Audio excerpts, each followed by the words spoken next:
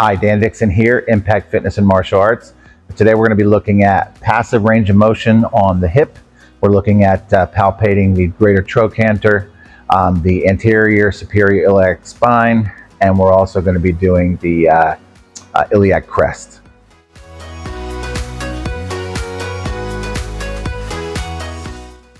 So here we are with Tara, and what we're going to do is we're going to locate the iliac crest and the ASIS, which is the anterior superior iliac spine. And the first thing we're going to do is we're going to find where her, a little closer, we're going to find out where her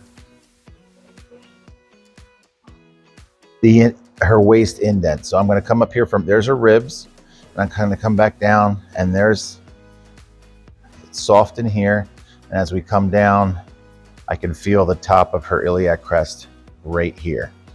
All right, so there's her iliac crest. It's the first hard structure I get to after getting to her ribs, and then we get to the bottom of ribs, and then it gets soft and indents, and then I can feel her iliac crest right there.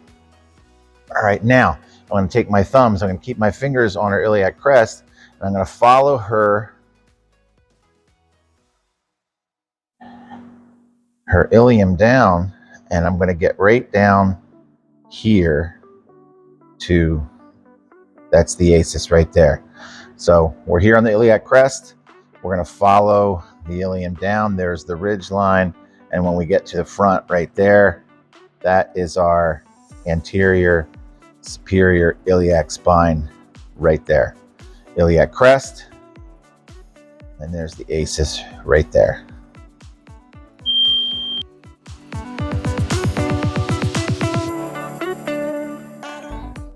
Next, we're looking at palpating the greater trochanter, and the greater trochanter is at the top of the femur.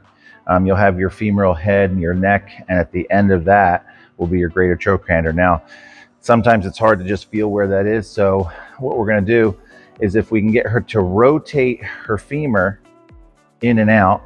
And what I like to do, a lot of times you get them to just rotate their toe in and out, and that doesn't really rotate their femur that much. So I want her to rotate her heel in and out.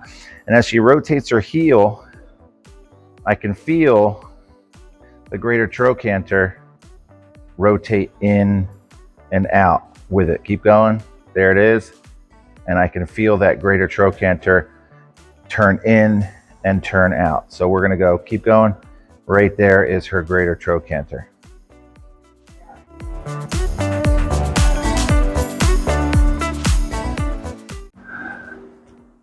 So we're going to do some range of motion testing, some passive range of motion testing on Tara's hip. And what I'm going to have her do is the fair test. First, I'm going to see if she can do that in a full range of motion on her own. Go ahead and do that, Tara. All the way up. Feels okay, no pain. And she's going to go all the way back down. So I know she's good to go ahead and test her passive range of motion. So I'm going to hold the goniometer. I'm going to get the upper portion in line with her torso. I'm going to find that. Go ahead and rotate your heel again. Rotate. Yep, there's her greater trochanter right there. And then I'm going to put the lower portion here. You can stop doing that. Very good. Excellent job. I'm going to take it toward her lateral epicondyle. So I want to point the lower portion toward her her lateral epicondyle, a greater trochanter, and this part's going to be in line with her torso. So this is passive range of motion. So I'm going to try to hold the goniometer at the same time that I work her through a passive range of motion. I'm going to lift, and we're going to get that same range of motion. She's going to bring it back as far as it'll go. I'm going to go ahead and line up the goniometer here, and we're looking at right here.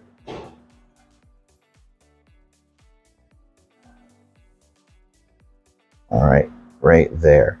So we're looking at a range of motion of right around 108 degrees on the goniometer. On a side note, just looking outside the box, they do make these digital goniometers now, which are a little bit easier to work with if you're trying to do passive range of motion instead of active range of motion. With the goniometer with the two sides, and it's like you almost need a third hand. But with these, you can actually do the passive range of motion a little easier. I'm going to line the bottom whip with the greater trochanter. Go ahead and turn your heel again. Yeah, again, there you go, perfect.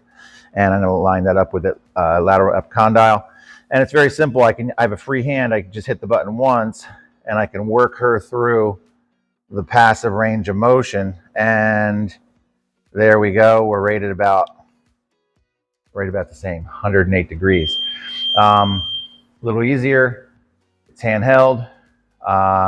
One hand, and you have a free hand to use with passive range of motion. They're not that expensive, about less than $300, but it will save you a lot of time. And I think they're, in the long run, maybe a little more accurate because you can kind of keep this stabilized in the right place rather than trying to have two hands on this and one hand helping with the passive range of motion. So a little outside the box, not trying to get off course here, but that's a digital goniometer, and it will also save the last measurements you have. So if you're doing multiple measurements and you don't want to stop to write it down, you can save the last, it's a number of measurements that it will save. So you can just go ahead and write them all down at the same time rather than going back and forth and writing. You don't have to remember as well. So that's the advantages to that over this, but it's a great investment, I think, and but they both work equally fine.